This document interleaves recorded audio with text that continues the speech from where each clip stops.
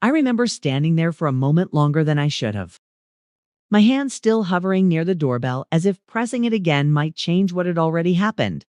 I had rehearsed this visit in my head the entire drive over. What I would say, how I would smile, how I would pretend not to notice the distance that had crept into my son's voice over the last few phone calls. I even brought his favorite homemade sweets, wrapped carefully, still warm when I left my house. I wasn't arriving as a burden. I was arriving as a mother. The house looked the same as always from the outside. Neatly trimmed hedges. The porch light still cracked on one side. Familiar, safe. I told myself that whatever awkwardness existed lately would melt away once I crossed that threshold. Doors have a way of doing that, I used to believe. You step inside, okay, and you belong again. But the door never opened for me. She was already standing there when it cracked open, as if she had been waiting. Not surprised. Not confused. Just prepared. Her body filled the doorway completely. Shoulders squared, hand braced against the frame. The smell of the house drifted out, clean, warm, lived in, but I wasn't allowed any closer. Her eyes didn't soften when she saw me. They hardened. You're not welcome here. The words were quiet, controlled, most polite. That's what made them hurt more. They landed heavy in my chest, knocking the air from my lungs without making a sound. For a second, I honestly thought I had misheard her. I searched her face for something: hesitation, uncertainty, anything, but found none. This wasn't impulse. This was decided. I felt suddenly aware of everything. The weight of the dish in my hands. The uneven crack in the concrete beneath my shoes. The way the door hovered inches from my face, like a physical line I was not allowed to cross. A threshold in every sense of the word. Inside was my son's life. Outside was me. Confusion rushed in before the pain did. 1,000 questions pressed against my tongue, but none of them found their way out. I stood there frozen, feeling foolish for how hopeful I'd been, for how easily I'd assumed my place was permanent. The silence stretched, thick and uncomfortable, and she didn't try to fill it. She just waited, as if expecting me to accept the verdict and leave quietly in that silence. Memories surfaced uninvited. Long nights spent awake beside a feverish child. School mornings, scraped knees, whispered encouragements before big moments. Years of giving without counting, loving without conditions. I hadn't kept score, but standing there, locked out of my own son's home. Every sacrifice replayed itself like evidence being reviewed too late. Something wasn't right. This wasn't just personal resentment. There was calculation in her stillness, intention in the way she blocked the doorway. This felt rehearsed, like a scene practiced in advance. I could feel it in my bones. This wasn't the beginning of the conflict. It was the execution of a plan already set in motion. Then, before I could speak, before I could even step back, I heard it, the low crunch of tires on gravel. A car pulling into the driveway, my heart tightened. Instinctively knowing that whatever was coming next would change everything, and that the door between us, physical and emotional, was only the first thing to be slammed shut. The sound of the car settling into the driveway didn't bring relief the way I expected it to.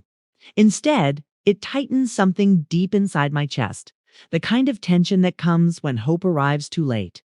I didn't turn right away. I already knew who it was. I had memorized the sound of my son's car long before he ever learned to drive it himself. That familiarity made what followed hurt even more. When I finally looked, he was stepping out, keys still in his hand. Confusion already forming on his face as his eyes landed on me standing there outside, unmoving, holding a dish that suddenly felt heavier than it should have. His steps slowed.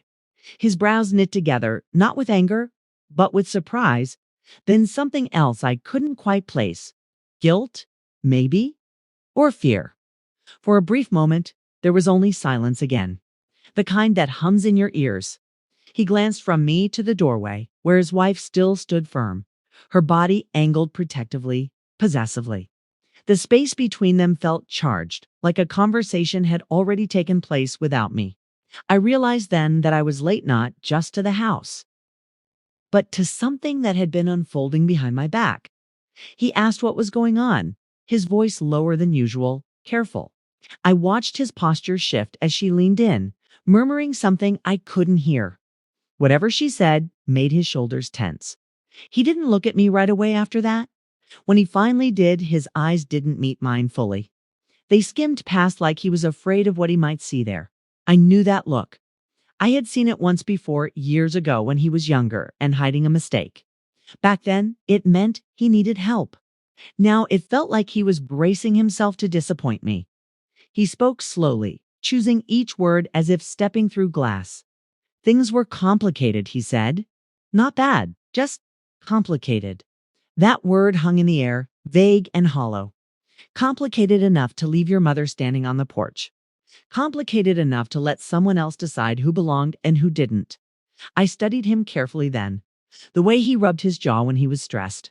How he shifted his weight from one foot to the other. These were habits I knew better than anyone. And yet, something about him felt distant, altered.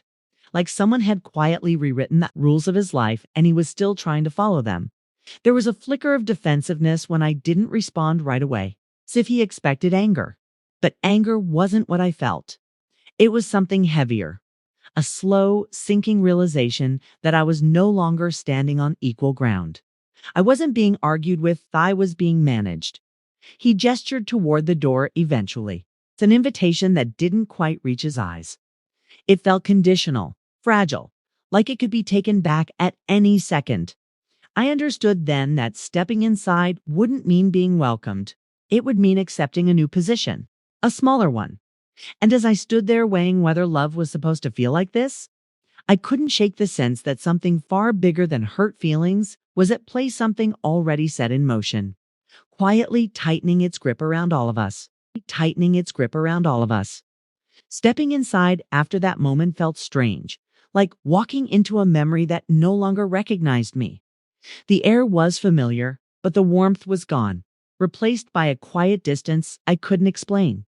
As I moved through the space, my mind drifted backward, away from the present tension, toward the years when everything between us had been simple, when love didn't need permission to exist.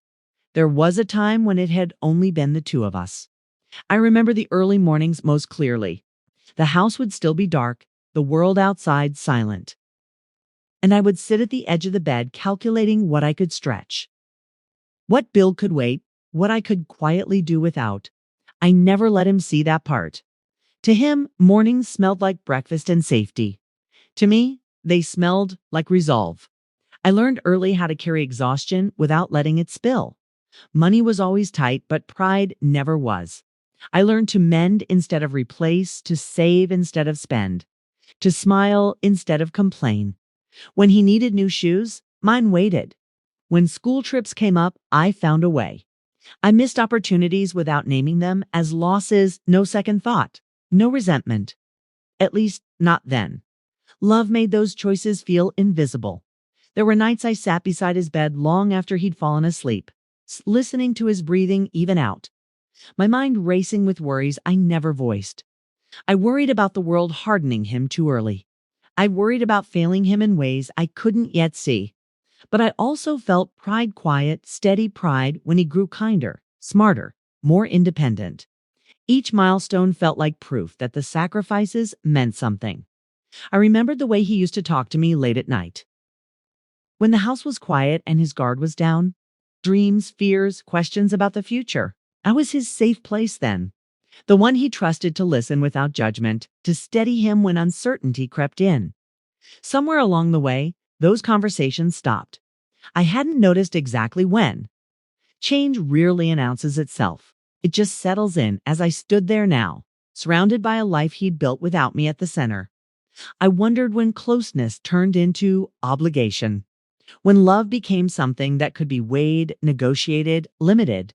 I searched my memories for a moment where I asked for too much, demanded too much, expected something in return. I couldn't find one.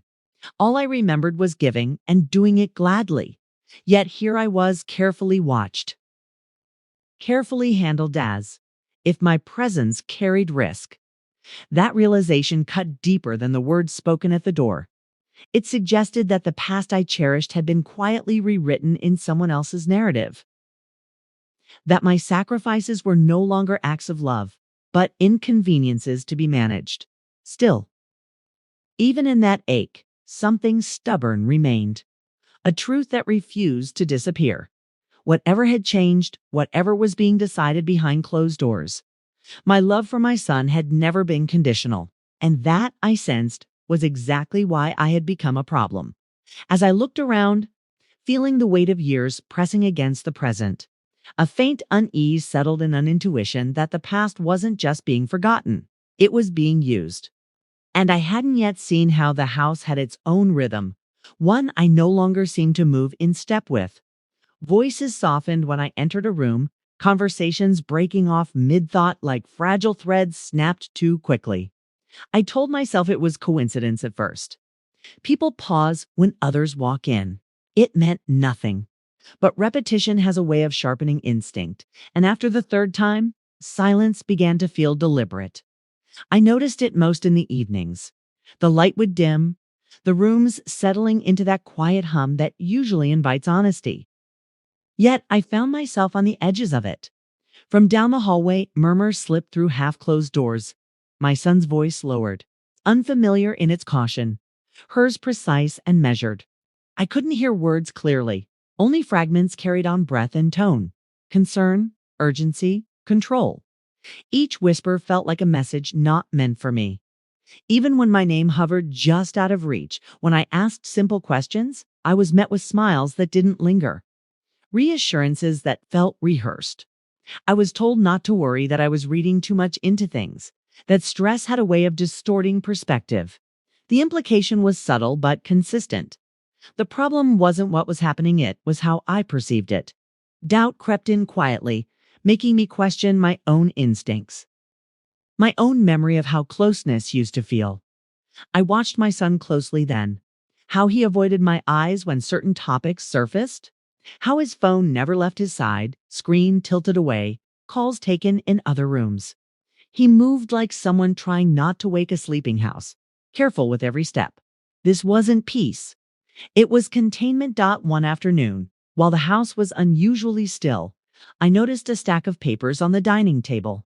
Neatly arranged, official looking, the kind of documents that don't belong to casual life. I didn't touch them. I didn't need to. The weight of their presence was enough. Words like property and planning drifted into my awareness without being read, their significance pressing in without explanation. That night, I heard her voice again, sharper this time, urgency breaking through her careful calm. My son responded in short sentences, the way he used to when he felt cornered. I stood frozen, listening to the cadence rather than the content, understanding more than they realized. This wasn't about boundaries or misunderstandings.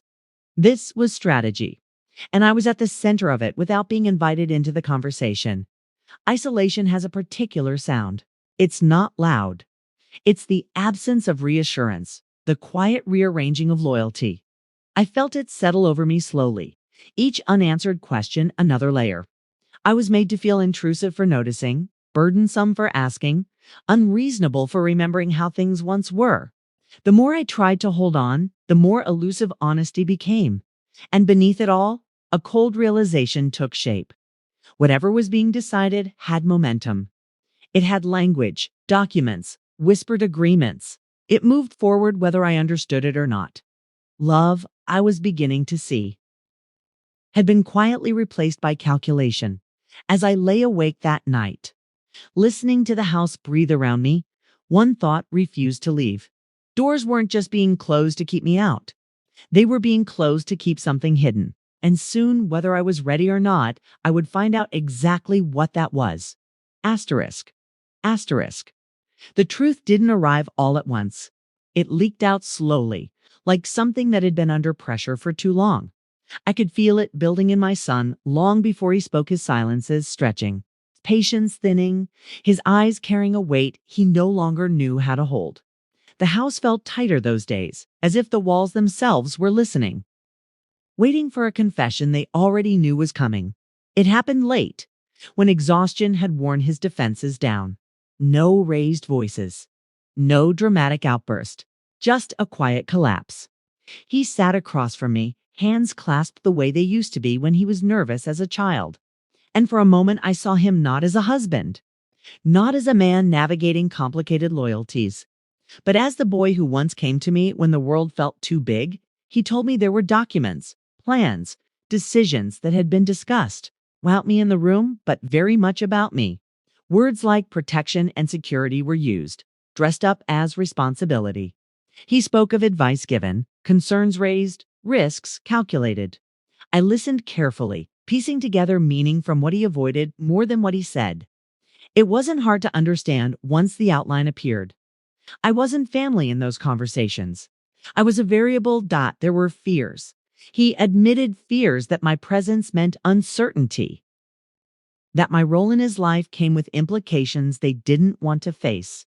Property had been mentioned, future arrangements, the idea that things were simpler if I stayed at a distance. He said my name like it hurt to say it, like every word chipped away at something he hadn't meant to break. And then came the part that hollowed me out. She felt threatened, not by who I was, but by what I represented. History. Claim a reminder that his life hadn't started with her. In her eyes, I wasn't a mother. I was an obstacle. Something that complicated ownership, loyalty, control. Something that needed to be managed before it caused problems later. I felt myself unravel quietly. No tears at first. Just a strange clarity settling in. All the confusion of the past days snapped into focus. The coldness. The whispers. The careful language. None of it had been accidental. This wasn't neglect. It was prevention. When I finally spoke, my voice surprised me. It was steady.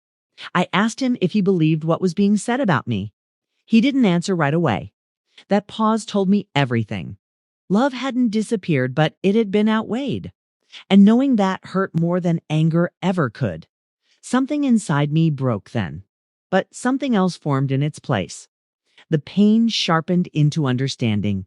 I saw myself clearly through their eyes, and in doing so, I stopped seeing myself the way they wanted me to. I was no longer confused. I was no longer begging for warmth where strategy ruled. As he finished.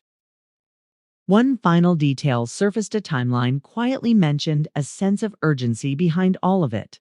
Decisions were coming. Legal ones. Permanent ones. And I understood, with chilling certainty, that time was no longer on my side. I sat there in the aftermath of his confession. The weight of betrayal pressing down, knowing that this was no longer about what I felt. It was about what I would do before the door closed for good. The shift was almost imperceptible at first. But once it happened, everything sounded different. The language changed. Where there had once been careful explanations and half-hearted reassurances, there were now terms that felt cold and deliberate, practical, necessary. My name appeared less in sentences about family and more in sentences about arrangements, limits, decisions that had already been made. I was told it would be better this way, easier for everyone. That distance would reduce tension, that clarity would prevent future problems. My son said these things softly, as if volume alone might soften their meaning. He didn't look at me much while he spoke. When he did, it was quick, apologetic, already asking for forgiveness. He wasn't prepared to earn. She didn't hide anymore. There was no need.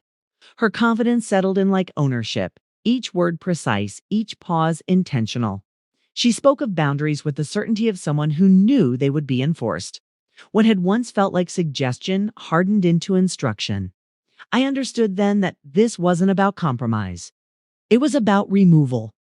Legal phrases replaced family ones. I heard them echo in my head long after the conversation ended, stripped of warmth, stripped of history.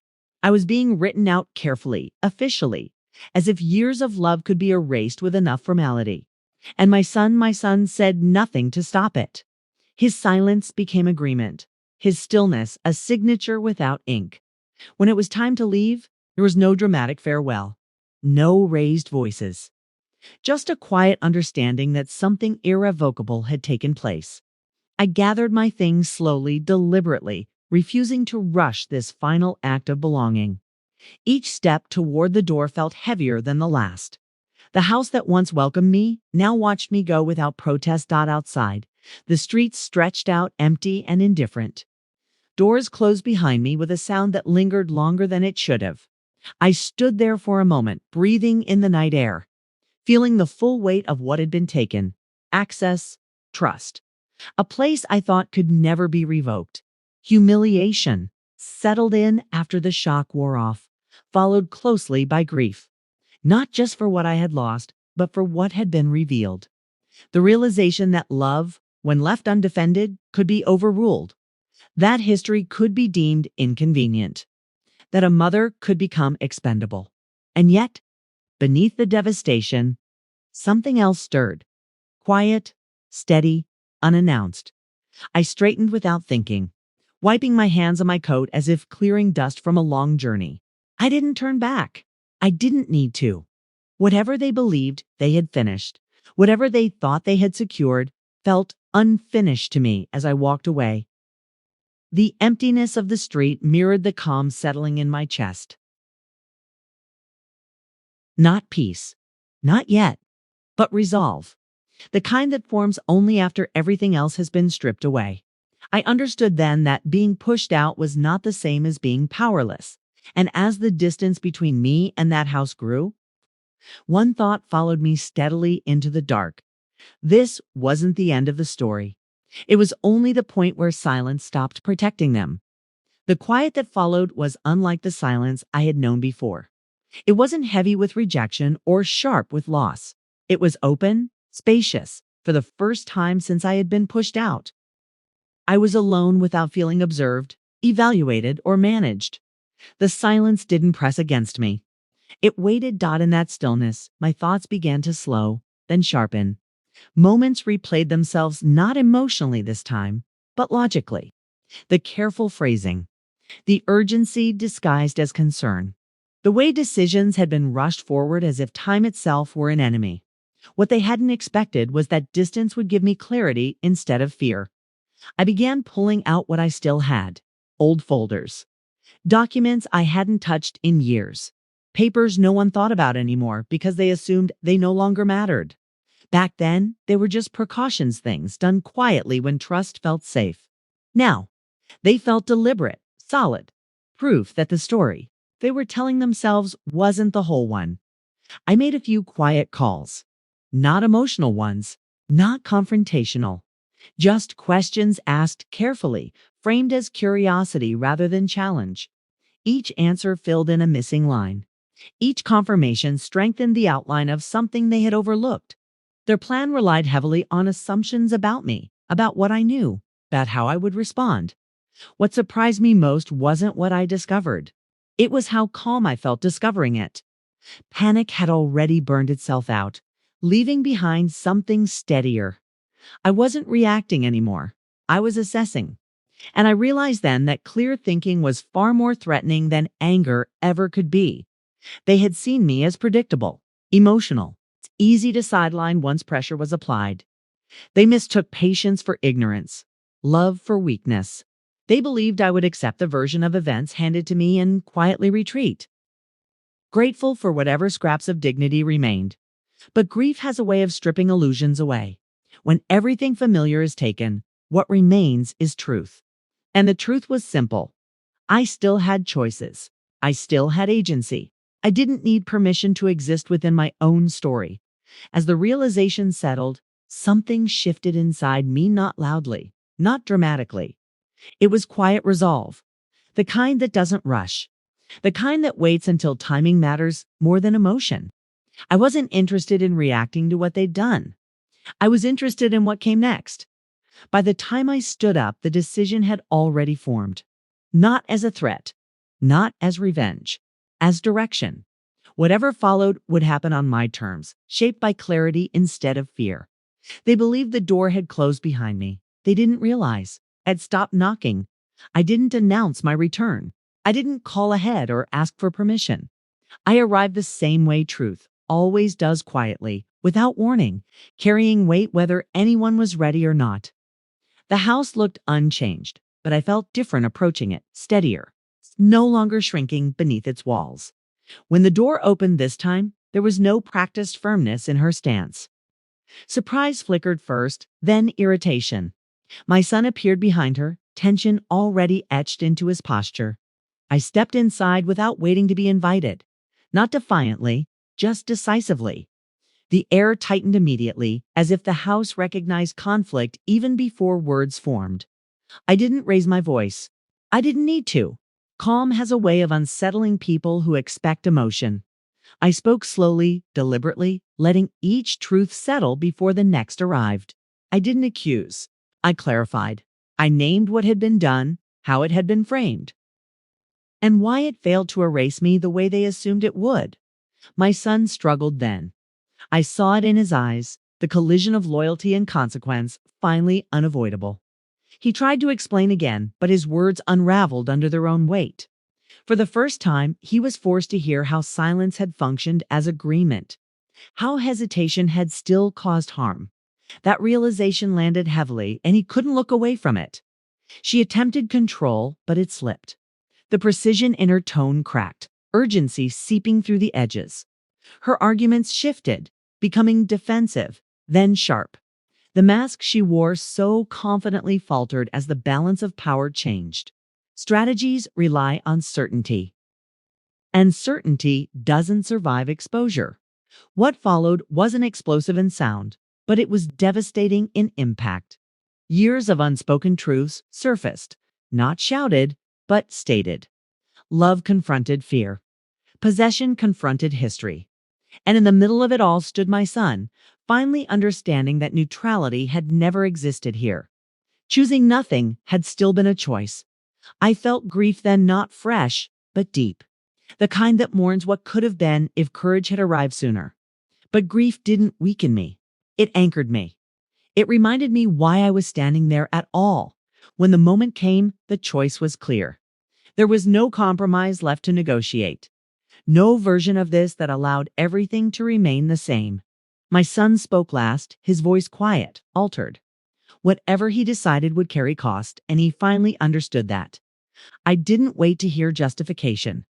I had already heard enough. I turned toward the door, not in defeat, but in completion. What needed to be said had been said. What needed to be seen had been exposed. As I stepped away, the house felt smaller behind me. Not because I had lost something, but because I no longer needed it to define me. And in that narrowing space, I sensed the irreversible shift settle into place. Carrying consequences none of us could outrun. The confrontation didn't end with shouting or slammed doors. It ended with understanding that could not be undone. Each of us carried something different out of that room. Regret, resentment, resolve. I walked away knowing lines had been crossed that could never be erased. And that clarity, once spoken aloud, changes relationships permanently. Nothing would return to what it had been before, and pretending otherwise would only deepen the damage. The truth had been placed between us, solid and immovable, demanding acknowledgement even in silence. This was the moment everything fractured cleanly, leaving no room for denial, delay, or retreat. Only consequences unfolding slowly, inevitably for everyone involved forever. Asterisk after the door closed behind me. The world didn't rush in the way I expected it to. There was no dramatic release, no sudden lightness, just quiet. A steady, unremarkable quiet that followed me down the steps and into the open air. The street looked the same as it always had, but I moved through it differently now. As if something heavy had been set down without ceremony. I walked for a while before stopping, not because I was lost, but because I no longer felt the need to hurry. The urgency that had driven every step of the past weeks was gone. In its place was a strange mix of grief and relief, tangled together so tightly they were impossible to separate. I had lost access, proximity, a version of my son I once knew. But I had kept something else dash myself in the days that followed. The silence from them stretched on. No apologies. No explanations. Just space. And in that space, I began to feel the cost of everything that had happened, not as pain alone, but as understanding.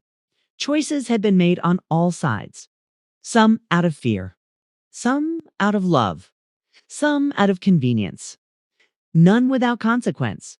I thought often of my son, not with anger, but with a quiet sadness for the weight he now carried. I knew that whatever decision he had made would follow him, shaping the years ahead in ways he hadn't yet fully grasped. Love doesn't disappear when it's pushed aside. It waits, it echoes, and sometimes it reminds you of itself at the most inconvenient moments. As for me, life didn't suddenly become easier. Healing never works that way. But it became clearer. Mornings arrived without dread. Nights passed without replaying conversations I wished I had handled differently. I began to rebuild my days around things that asked nothing from me except presence. Small routines, familiar comforts, a sense of steadiness returning slowly. Honestly, what surprised me most was the absence of bitterness. I had every reason to hold on to it, but it felt too heavy to carry forward. I had already carried enough. Letting go wasn't forgiveness, not yet. It was survival. It was choosing not to let betrayal be the final voice in my story. I understood then that dignity doesn't announce itself loudly. It shows up quietly in the decision to walk away when staying would mean shrinking, in choosing self-respect over access, in accepting that not all endings come with closure, but some come with peace. The door had closed, yes, but it hadn't closed on my worth. If anything, it had sealed something behind me that no longer belonged in my future. I moved forward, not triumphant, not broken, but changed. And that change earned through loss, clarity, and resolve was something no one could take from me. Clarity and resolve was something no one could take from me.